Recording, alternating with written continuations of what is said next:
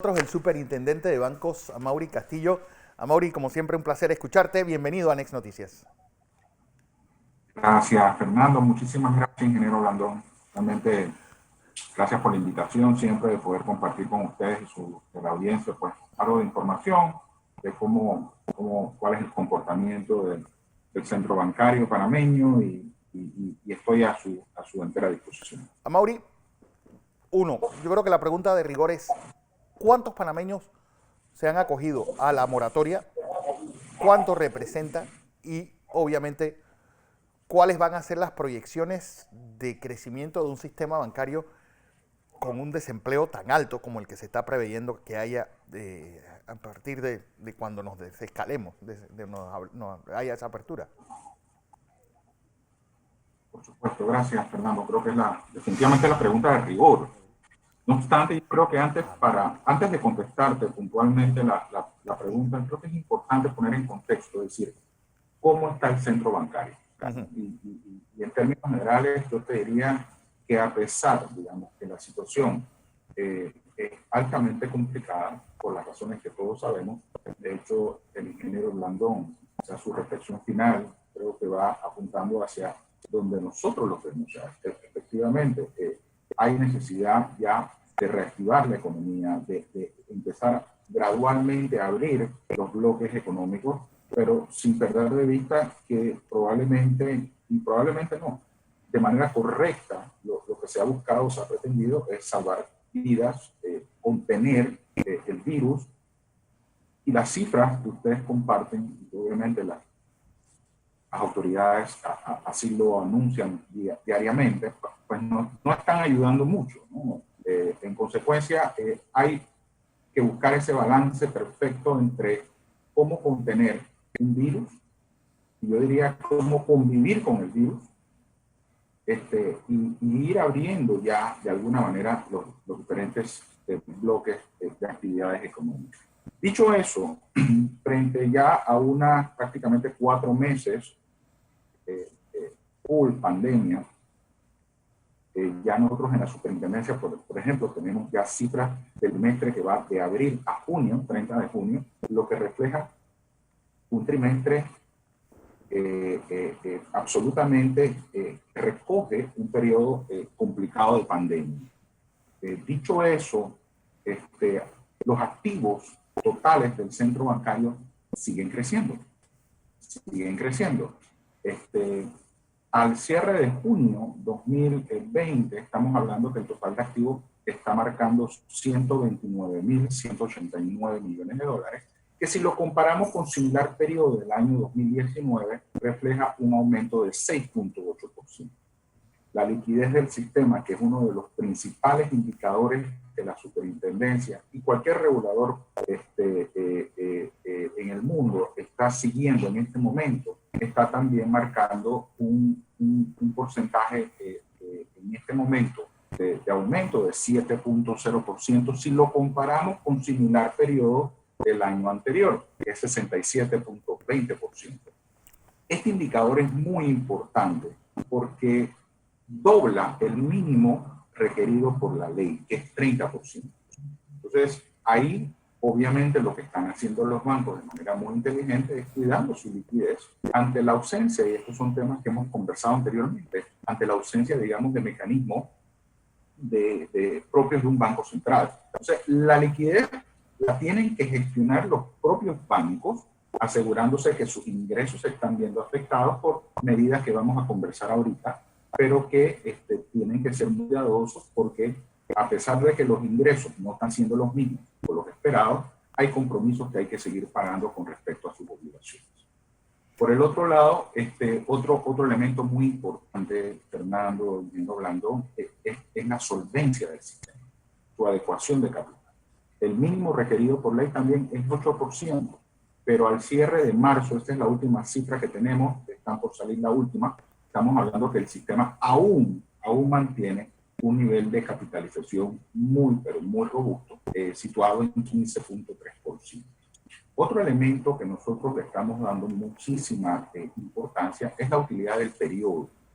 Normalmente, la utilidad de periodo en los últimos años, a pesar de estar en una coyuntura económica que ya no era buena el año pasado y que en los últimos años ha venido, digamos, mostrando algún tipo de ralentización, sigue siendo importante la utilidad, pero obviamente ya estamos viendo números que van mostrando cierta contracción. Y por poner un ejemplo, la utilidad del periodo para al cierre de junio de 2020, estamos hablando de 675 millones, versus los 909 millones de similar periodo del año 2019. Es decir, hay una contracción de 204 millones y esto obviamente se va a ir contrayendo cada vez más a medida que van pasando los meses. Otro elemento muy importante a destacar es el nivel de profundidad del crédito bancario. Y esto lo hacemos nosotros en función a un indicador que es el crédito sobre el Producto Interno Bruto. Desde el punto de vista para el cierre de junio de 2020, también tenemos un indicador que marca un 82.7%, que es un excelente índice. Probablemente pues uno de los índices que los expertos economistas alrededor del mundo señalan de que Panamá podría ser uno de los países que pudiera recuperarse más rápidamente. Obviamente que hay muchísimos factores. Estos son factores de alguna manera que indican esa posibilidad, pero hay otros que nosotros pues tenemos que ir viendo. No está claro el tema, digamos, de esa incertidumbre con respecto a la apertura de los bloques económicos, porque no hemos encontrado realmente esa capacidad para empezar a generar, digamos, trabajo, para empezar a generar actividad económica y que permita, en términos reales, poder regresar a una realidad distinta, pero sobre la base, digamos, de conservar la salud económica, que es donde nosotros estamos poniendo algo de énfasis. Regresando a tu pregunta, Fernando, al día de hoy, estos son cifras que se mueven semanalmente, ¿no? Sí. Pero estamos hablando de poco más o menos 1 millón de panameños y extranjeros, clientes en términos generales, que se han acogido a estos tipos de beneficios. Cuando hablamos de moratoria, hoy día sí tenemos que, no podemos perder de vista la ley recientemente creada, pero la moratoria legal es una manera, digamos, de encontrar un cierto tipo de alivio financiero, pero es una opción. Y para mí es una opción, digamos, que tiene fecha de cumpleaños. La Superintendencia de Bancos, y esto lo hemos conversado anteriormente, en el mes de marzo aprobó una regulación que le permite a los bancos, junto con sus clientes, llegar a acuerdos que van más allá de una moratoria. Porque una moratoria que me diga a mí, ok, usted no tiene la posibilidad de no pagar hasta una fecha determinada, versus que mi realidad económica en función a una disminución de mis ingresos o una suspensión de mi contrato laboral, como hay muchísimos contratos en este momento, sí. o cualquier tipo, digamos, de afectación, probablemente la moratoria no es una solución, digamos, definitiva a mi nueva realidad. Entonces, de allí la conveniencia, digamos, de que los clientes y los bancos busquen esos acuerdos, esas posibilidades para lograr soluciones, digamos, de más largo plazo y ajustadas a la realidad. En términos de monto, Fernando, también estamos hablando que es un monto importante. O sea, los préstamos al día de hoy que se han acogido a algún tipo de modificación, incluyendo moratoria, estamos hablando que por el orden de los 27.300 millones de dólares. Eso representa poco más o menos alrededor del 40% del total de la cartera del crédito. Eso es una cifra muy, pero muy importante.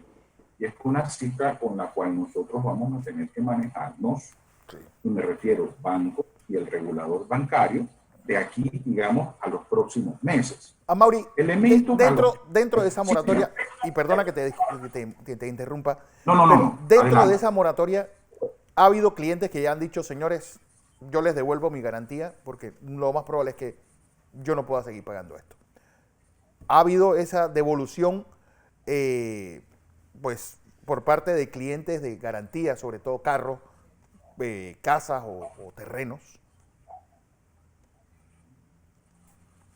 Sí, sí, definitivamente que hay, digo, ante la incertidumbre, Claro, Fernando, todavía yo creo que no, esas decisiones propiamente no se han llegado a tomar, ni por el deudor, tampoco para el banco. Es claro que el banco, su negocio tampoco es necesariamente ejecutar garantías. claro. Las garantías son un mitigante del riesgo de crédito, y es allí donde realmente la habilidad, la inteligencia, la creatividad de las partes tendrá que confluir hacia, digamos, las mejores soluciones. Todavía, yo te diría, no estamos viendo eso, pero es una posibilidad, una posibilidad alta, ¿no? De que hay gente que se vea imposibilitada de continuar cumpliendo con sus obligaciones, y sencillamente tenga que devolver una llave, ¿no? O sea, sí. Eso es una posibilidad, es lo que obviamente es lo que se quiere evitar, pero entendiendo eso sí, de que hay obligaciones que cumplir, y esa sería, digamos, una de las últimas opciones que yo pensaría que deberían estar sobre la mesa, ¿no? Es decir, ¿cómo? Sí, eso todavía no se está. Que hay otra cosa que me llama la atención a Mauri. Es decir, la APC, ¿cómo está funcionando la Asociación Panameña de Crédito en medio de esta distorsión total que hay en el crédito ahora mismo? Tú lo has dicho. Digo, estamos todos, nos incluimos el regulador también, o sea, trabajando sobre un escenario, yo diría, tú has hablado de distorsión, yo diría escenario ficticio, ¿no? Claramente, la Superintendencia de Bancos, con el acuerdo emitido en el mes de marzo, lo que procuró fue proteger la cartera de crédito de mejor calidad. Y lo hizo fue tratando, digamos, de ponerlo como en una especie, darle un blindaje, porque también la intención era no deteriorar esa cartera que eventualmente podría no recibir abonos Claro. a esas obligaciones. Entonces, y eso obviamente también conllevó a que ese deterioro o ese no pago tampoco afectara o se viera reflejado a nivel de las referencias de crédito, que es tu pregunta. Y de hecho la ley de moratoria también así lo establece, ¿no? O sea, que no se verán afectadas las referencias de crédito. Pero es una situación operativa y de alguna manera técnica no fácil de manejar, Fernando, porque efectivamente parte de lo que tendría, digamos, un buró de crédito y una base de referencias de crédito es la integridad o la realidad de la información.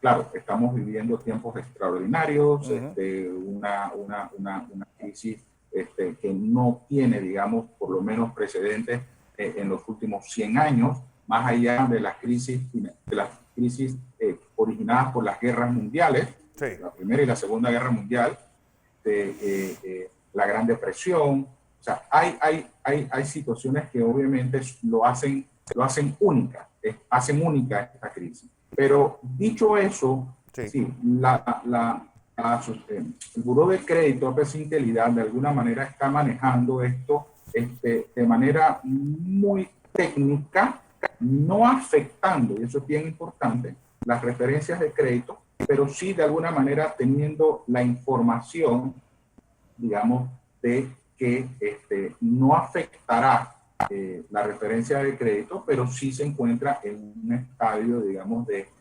modificación. Por ejemplo, el crédito está modificado, y también hay que ver algo, Fernando, y ahí es donde yo siento que el Buró de Crédito todavía toca, digamos, hacer ajustes muy finos, porque no todos los préstamos no están recibiendo abonos.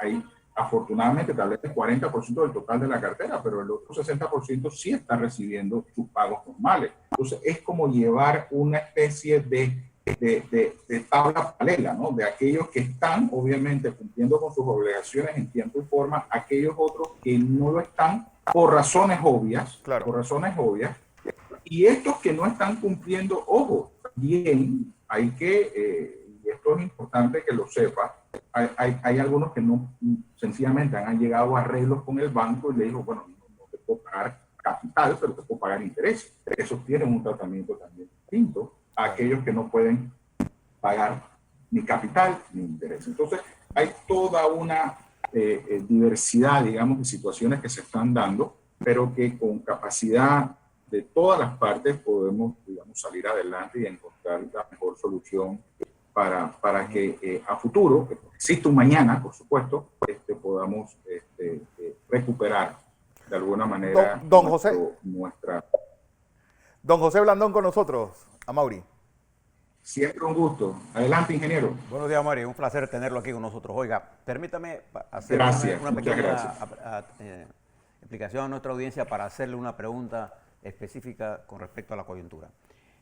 La incertidumbre es una de las variables que más riesgo produce en las actividades bancarias, en la actividad todas las actividades económicas, en la actividad laboral. Si yo no tengo empleo, me crea un problema de incertidumbre, ¿cómo voy a pagar? Entonces uno tiene que trabajar sobre esa variable incertidumbre, crear la menos cantidad de incertidumbres posible para que las cosas caminen bien.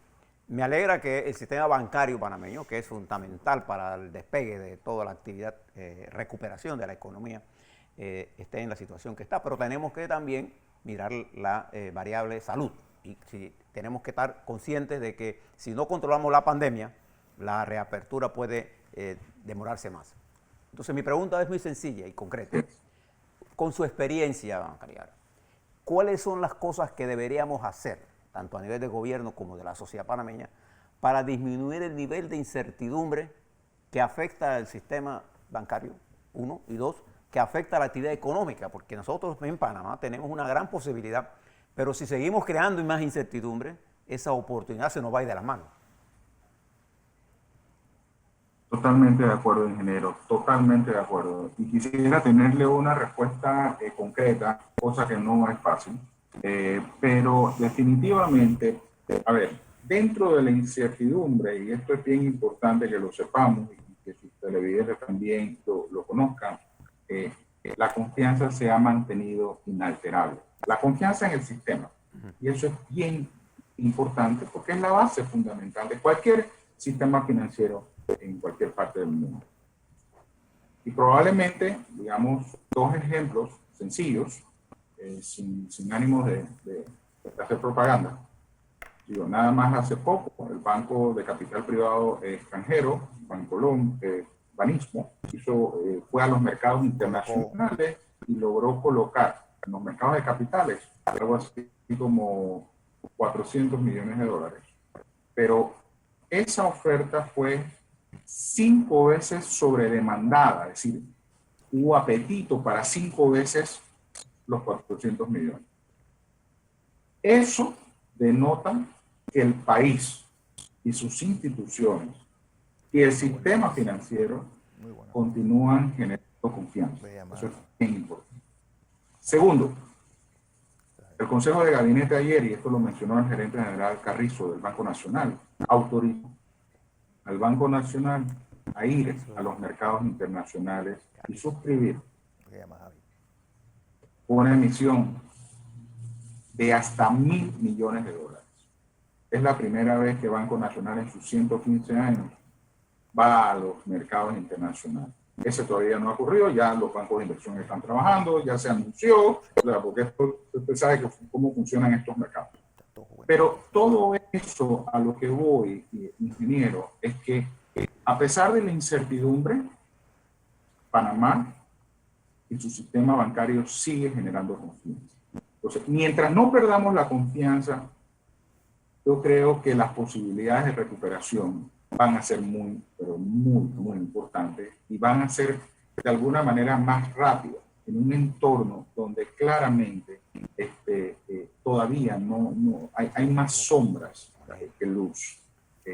Y eso, obviamente, por no tener la certeza, digamos, de de poder organizarse y poder decir, bueno, a partir de tal fecha de agosto se abre este bloque de esta otra manera, y eso pues para las autoridades tan privilegiados, y ojo, estamos de acuerdo con contener el virus, con proteger la vida humana, yo creo que tenemos que empezar a ver cómo podemos empezar a convivir con el virus, porque esto yo no creo que se va a acabar. O sea, ningún experto me ha dicho que esto ya dentro de 3 meses no existe. No, yo creo que va a existir aún con vacuna por mucho tiempo. Entonces vamos a tener ya que empezar a hacer nuestros propios ejercicios de cómo vamos abriendo la economía, cómo vamos lidiando con el virus, sobre las nuevas reglas de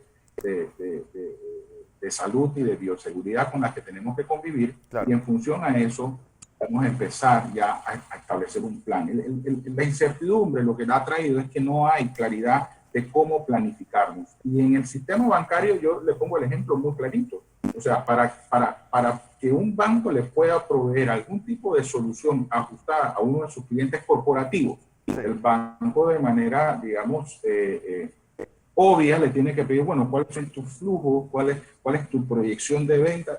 La economía está cerrada. O sea, ¿qué le puede dar ese cliente al banco a efecto de poder prever, digamos, cuáles van a ser sus flujos futuros? Es decir, todas esas cosas obviamente van llevando a la imposibilidad de poder ofrecer soluciones que el banco pueda decir, bueno, este es un cliente que no me va a poder pagar en los próximos 24 meses. Eso es una posibilidad en muchos casos, ojo.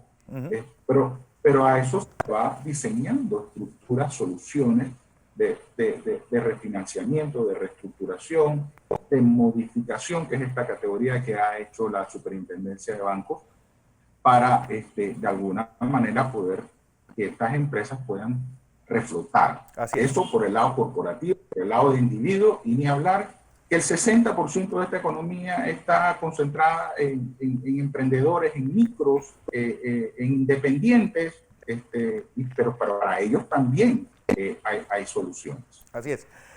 Amaury Castillo, Superintendente de Bancos, gracias por estar con nosotros.